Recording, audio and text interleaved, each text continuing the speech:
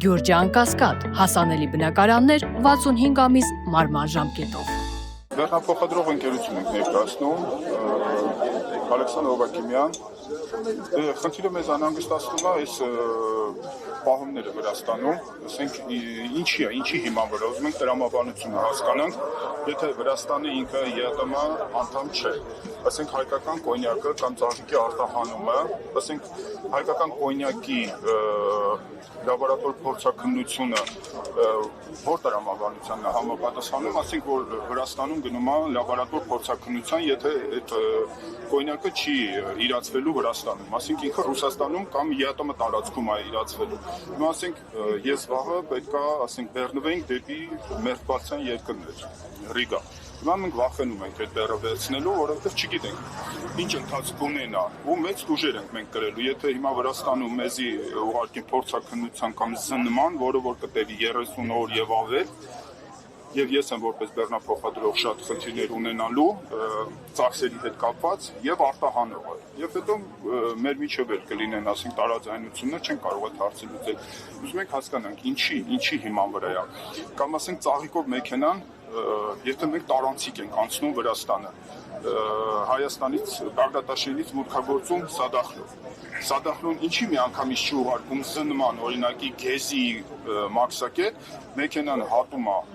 սարով անցնում է 2-3 օր չարչարանքով ավելյալ ծախսերով եւ Կազբեկի մաքսակետից, որը որ հարևանությամբ է Վերնի Լասի, ընդեղից մեքենան հետ են ուղարկում Թիֆլիս զննման կամ չգիտեմ փորձաքննության։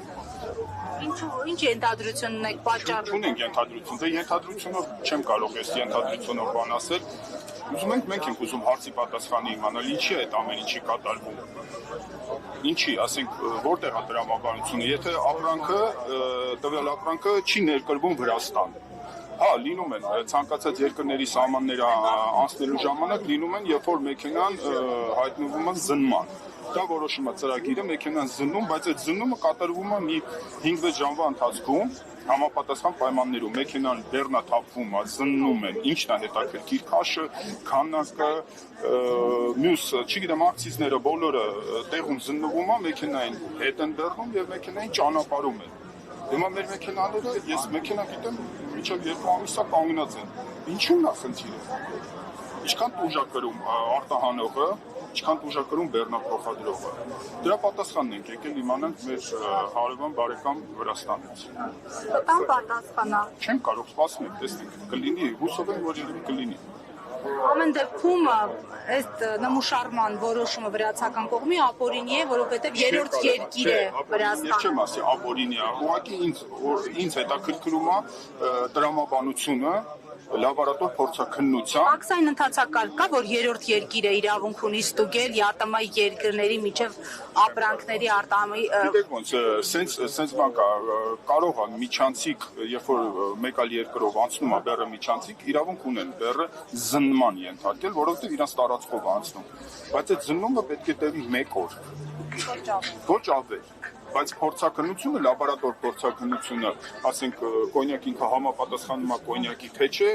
որտեղ է տրամաբանությունը, ասենք Վրաստանին ինչն է հետաքրքրում։ Ռուսաստանի քաղաքացիների առողջության։ Չգիտեմ, ասենք կամ Բելարուսի, կամ մերձբալթյան երկրների, կամ Ղազախստանի, որտեղ է տրամաբանությունը, ինձ դա է հետաքրքրում։